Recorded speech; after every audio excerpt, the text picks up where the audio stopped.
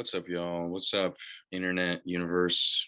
It's been like a month since I posted a video, so sorry about that. Been busy with summer classes, but feel like I needed to talk about what's going on in Afghanistan, what's going on with Joe Biden and his administration. So I mean, right off the bat, I'm I'm somewhat tempted to say this is the best thing that Biden's done, right? This is, I mean, the most virtuous move that he's made. He's trying to end the longest war in US history and pull us out of Afghanistan.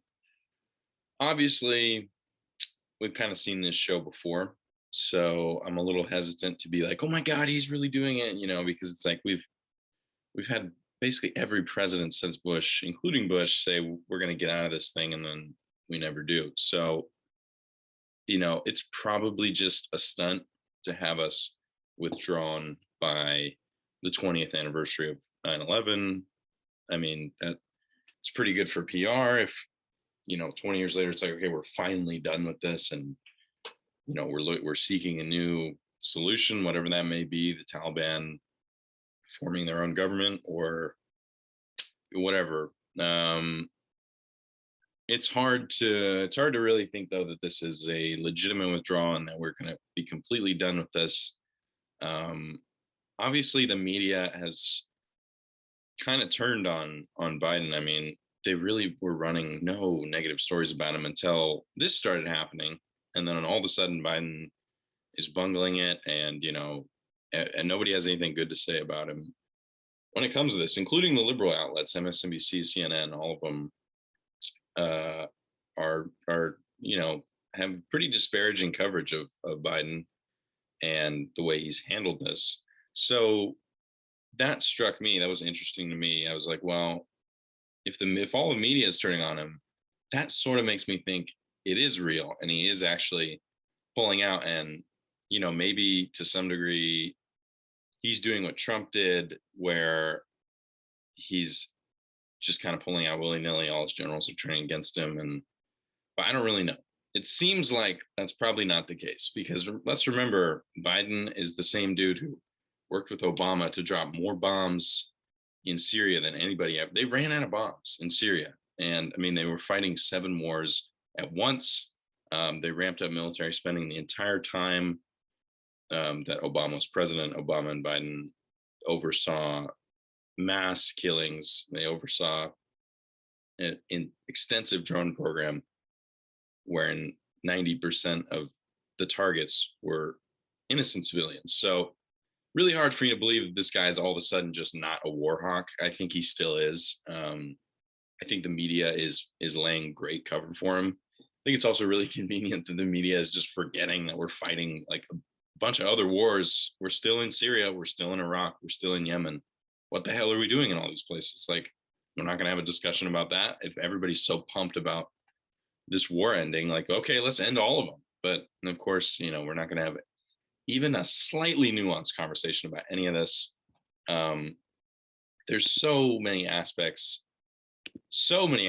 of this story that have been just heavily propagandized, and I mean, so much information that's been omitted in mainstream media's coverage of what's happening. Most people don't realize this is Defense News from September 1st. In a bipartisan vote Thursday, a key House panel approved plans to boost defense spending by nearly $24 billion above White House plans for fiscal 2022, setting up a showdown later this year. Da, da, da, da. So they're ramping up military spending right now while we're withdrawing. Somehow we're spending more withdrawing than we were just sitting there. Seems weird, right? Well, it's not. This is pretty par for the course. I mean, this entire operation in Afghanistan and the Middle East has pretty much been like an oligarchy money laundering scheme. What do I mean by that? Well,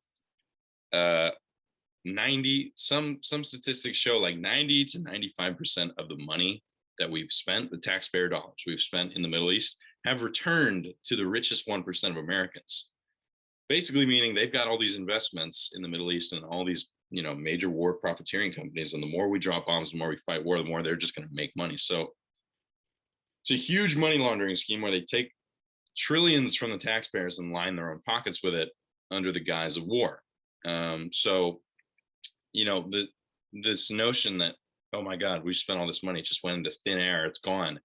Not really, actually. All of that money was basically cleaned through the Afghanistan war and given to billionaires and all these ultra rich people. So this is par for the course that somehow we're spending more money. These people are making even more off of us pulling out. And if we don't go back into Afghanistan, well, I'm sure we'll find a new target. The money laundering scheme has to continue somehow. The war machine has to keep going. So if we went and invaded Venezuela in 6 months, I would not be shocked. Or if we go back into Afghanistan, would not be shocked at all.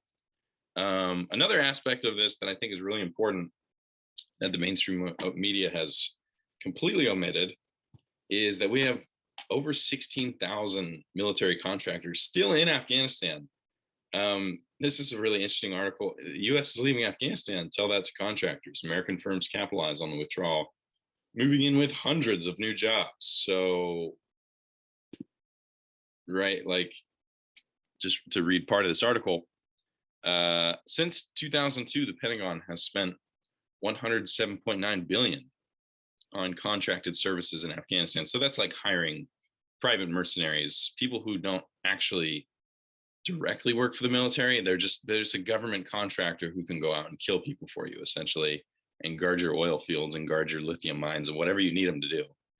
According to the Bloomberg government analysis, we love Bloomberg, they're definitely trustworthy. The Department of Defense currently employs more than 16,000 contractors in Afghanistan, of whom 6,000 are U.S. citizens, more than double the remaining U.S. troops. So we still have so many people still in Afghanistan. I mean, of course, we're not going to pull everybody out. There's trillions of dollars of mineral wealth in Afghanistan.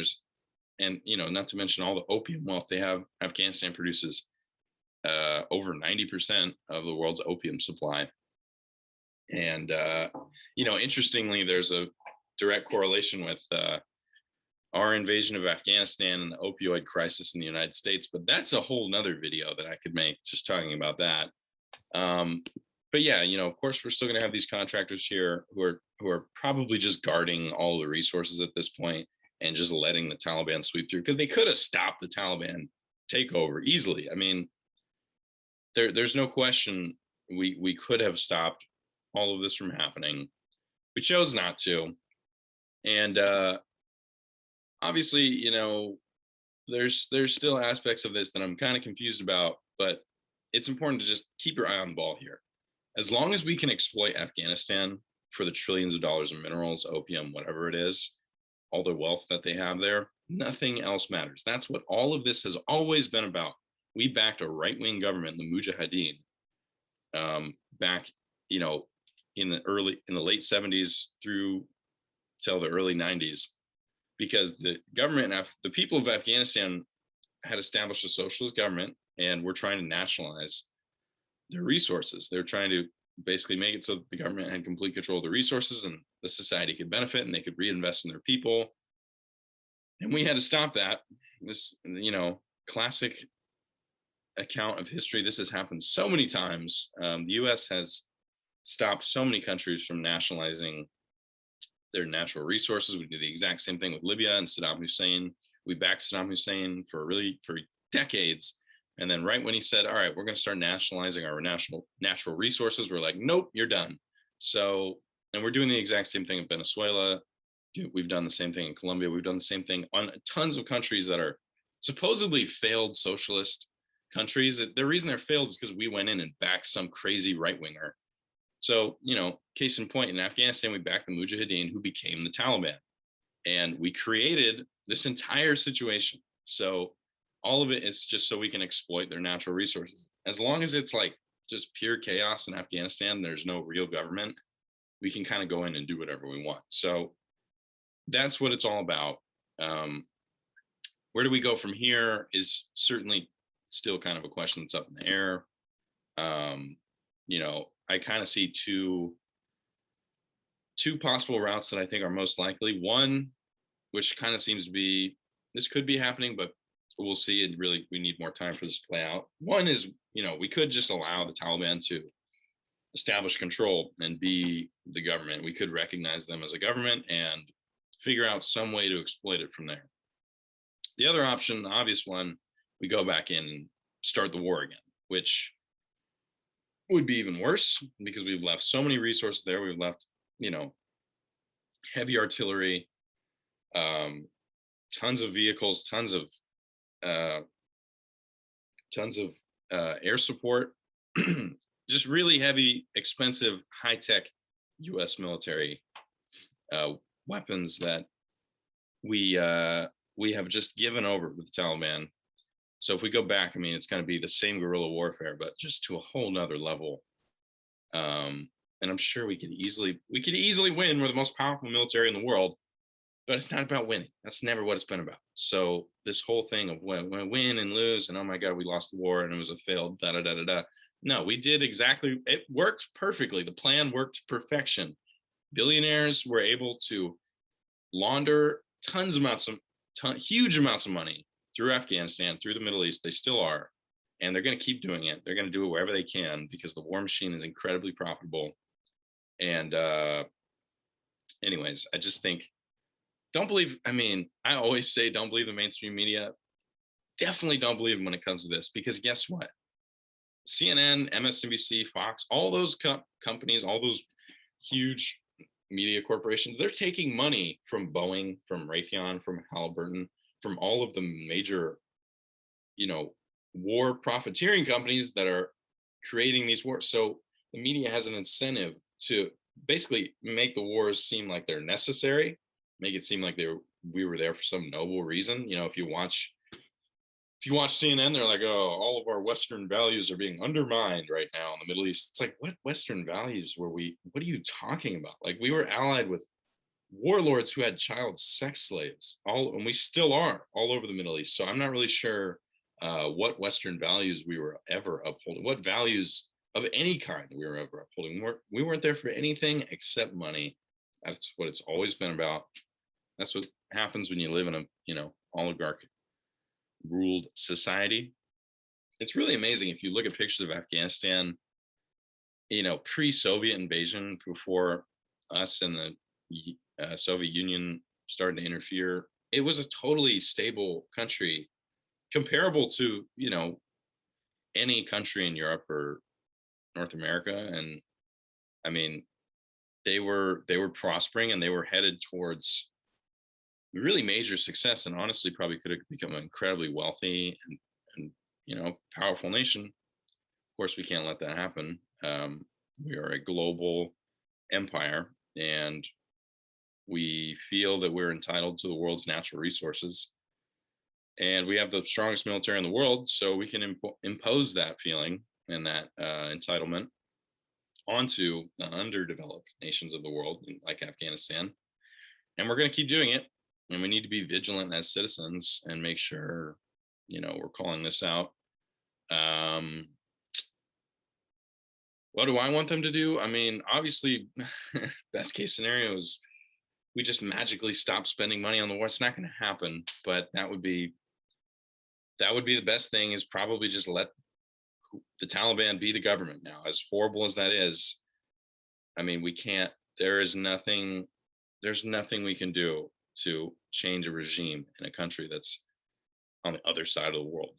That's just my view. I mean, I don't think we should be interfering with anyone unless we have like a crazy justification to go in and stop a conflict. Like if there was another Holocaust happening, okay, yeah, maybe that's justification to go step in. Like that makes sense. But other than that, I don't. And the thing is, it's like for us to say we're going to go in when another Holocaust happens, like, well, that's pretty ironic because the U.S. has like funded other Holocausts like across the world and genocides, and so it's like there's no morality here. There's no good guys. There's no bad guys. Everybody sucks. Everybody's trying to make money. That's kind of how the world works. So, anyways, I'll probably have to make another video about this at some point. I'm sure this situation is going to develop. I'm sure there'll be some terrorist attack, and then oh my gosh, I guess we have to go back in, you know, not to be too cynical, but that does seem to be what happens every time. So anyways, y'all, stay safe and don't trust mainstream media and vote third party, because Biden is going to keep doing this, and so will the Republicans. And yeah, nobody cares about you in the establishment government. We need a third party. We need a candidate who's not bought out by corporations. So that's my message.